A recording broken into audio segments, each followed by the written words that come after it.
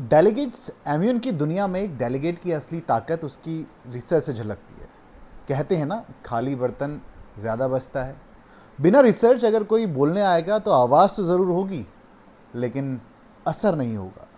तलवार से बड़ी ताकत होती है कलम की, और कलम से भी बड़ी ताकत होती है दिमाग में बसे हुए सच की। एमियन में सबसे बड़ी ताकत आपका रिसर्च है। रिसर्च को ऐसे समझो जैसे एग्ज़ाम में सिलेबस। अगर सिलेबस ही क्लियर नहीं है तो एग्ज़ाम हॉल में बैठकर सिर खुजाने के अलावा कुछ नहीं कर सकते।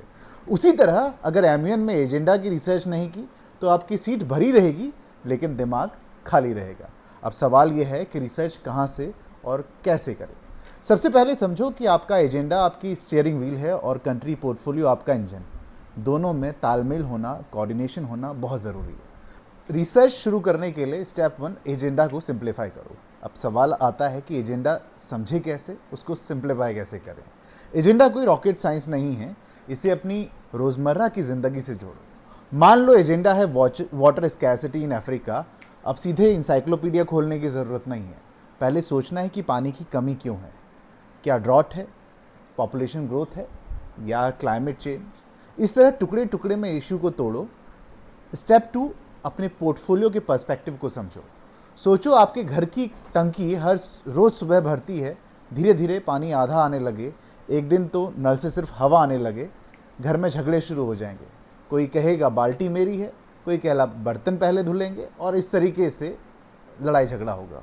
ग्लोबल लेवल पर भी यही हाल नदियों का है। कोई नाइल रिवर पर झगड़ रहा है, कोई इंडस रिवर पर, और हर देश का सर्वाइवल उसी पानी पर डिपेंड है। तो ट्रिक ये है, एजेंडा को अपने ज़िंदगी की कहानी से जोड़ो। जब आप खुद कनेक्ट करोगे स्पीच में तो ऑडियंस भी कनेक्ट करने लगेगी। अगर आप इजिप्ट रिप्रेजेंट कर रहे हो तो देखना है इजिप्ट में वाटर स्कैसिटी किस एंगल से इशू है। Agriculture, Nile river disputes, population pressure. अगर आप जर्मनी रिप्रेजेंट कर रहे हो तो देखना है जर्मनी इसमें कैसे मदद कर सकता है, टेक्नोलॉजी से, फंडिंग से, डिप्लोमेसी से। यही है रिसर्च का कोर। ग्लोबल इशू को अपने देश की नज़र से देखना, यानी रिसर्च की ताकत वही है जो लोहे को लोहा काटने वाला।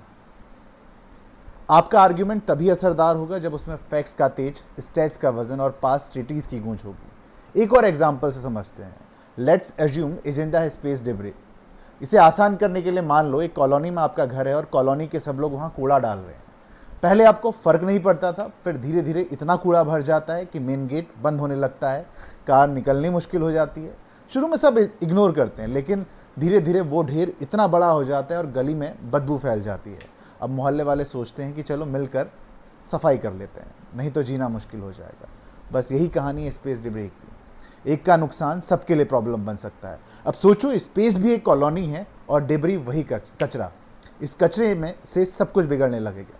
सैटेलाइट्स नहीं चलेगी, स्पेस में कोलिजन्स होने लगेंगे, और एक की सैटेलाइट का जंग किसी और की सैटेलाइट से टकराएगा तो पूरा कम्युनिकेशन सिस्टम खतरे में चला जाएगा। अब अगर आप जापान रिप्रेजेंट कर रहे हो तो आपको सोचना पड़ेगा, क्या मैं इस कचरे को साफ करने की रिस्पॉन्सिबिलिटी लूँगा या बाकी कॉलोनीज से कोलैबोरेशन मांगूंगा। यही है एजेंडा को पोर्टफोलियो से स्टिक करना। अब तीसरा आता है स्टडी गाइड। स्टडी गाइड को बस एक मैप मान लो। एमयूएन सेक्रेटेरिएट आपको एक गाइड देगा, लेकिन याद रखो ये सिर्फ डायरेक्शन है, डेस्टिनेशन नहीं। इसमें background, past actions, major blocks का स्टैंस और कुछ क्वेश्चंस होंगे। ये तुम्हारा शॉर्टकट है, लेकिन रियल जर्नी तुम्हें खुद करनी पड़ेगी। सिर्फ स्टडी गाइड पर टिके रहना वैसे ही है जैसे एग्ज़ाम से पहले गाइड बुक पढ़ लेना। पास तो हो जाओगे पर टॉपर नहीं बनोगे। इसीलिए study guide is equals to base, लेकिन research is equals to building. Research का असली मज़ा तब है जब आप इसे 3 लेयर में करते हो। सबसे पहला काम, एजेंडा क्या है। दूसरा, आपका देश उस पर क्या सोचता है। और तीसरा, बाकी दुनिया इस इशू पर किस तरह से रिएक्ट करेगी। रिसर्च अब ये सिर्फ किताबों से नहीं आती। आपको यूएन रिपोर्ट्स, कंट्री स्टेटमेंट्स और रीसेंट न्यूज़ पे भी नज़र रखनी होगी। ये आपकी स्पीच में क्रेडिबिलिटी लाता है। बोलने वाला जब हकीकत के आईने में झांक कर बोले तो सुनने वाला भी सिर झुकाकर मान जाता है। अब रिसर्च के टूल्स क्या होंगे?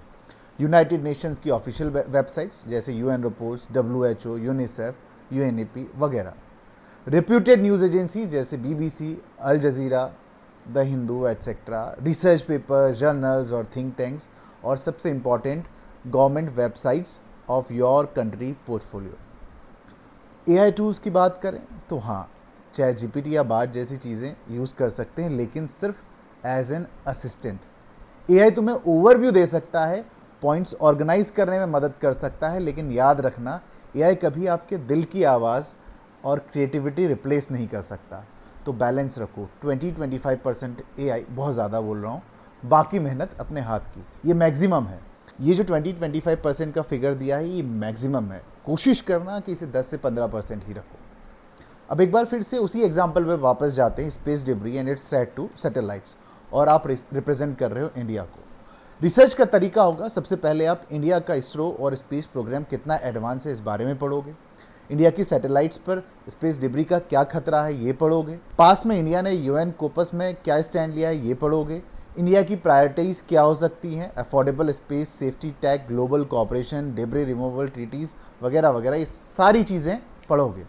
बस ये लिंकिंग ही रिसर्च की असल कला है कि आप एक इशू को दूसरे इशू से रिलेट करो। तो मेरे दोस्त, अब एक बात और याद रखना कि रिसर्च को सिर्फ किताबों में दबाकर मत रखना, उनको बोलने लायक बनाना। फैक्ट्स को स्टोरीज बनाओ। ऑडियंस नंबर्स याद नहीं रखती है, एग्जाम्पल्स याद रखती है। कोट्स और शायरीज यूज़ करो, जैसे प्यासे को कुएं तक ले जाया जा सकता है लेकिन कुएं को प्यासे तक नहीं, ये लाइन वाटर स्कैसिटी पर फिट बैठती है। इमोशंस ऐड करो, सिर्फ डेटा से डेलीगेट नहीं जुड़ते, दर्द से जुड़ते हैं। बिना इनके आपकी स्पीचेस, आपके जीएसएस, आपके रिजोल्यूशंस सब अधूरे रहेंगे। तो इस वीडियो में हमने रिसर्च और स्टडी गाइड का पूरा रहस्य खोल दिया है। अगले एपिसोड में बात करेंगे how to write and deliver a killer GSL in MUN, जहां आप सीखोगे कि सिर्फ रिसर्च ही नहीं, उसे एक दमदार अंदाज में पेश करना भी कैसे ज़रूरी है। तो जुड़े रहिए, क्योंकि सफ़र अभी लंबा है और मज़ेदार भी। एक बार और ध्यान रखना, अगर आप एआई का ज़्यादा यूज़ करोगे तो वो बहुत ख़तरनाक होगा। एमयूएन में सबसे ख़तरनाक यही होता है, सबका बोलना एक जैसा लगना। तो दोस्तों, रिसर्च ही वो बुनियाद है जिस पर पूरी एमयूएन खड़ी होती है। जितनी गहरी नींव होगी, इमारत उतनी ही ऊंची जाएगी।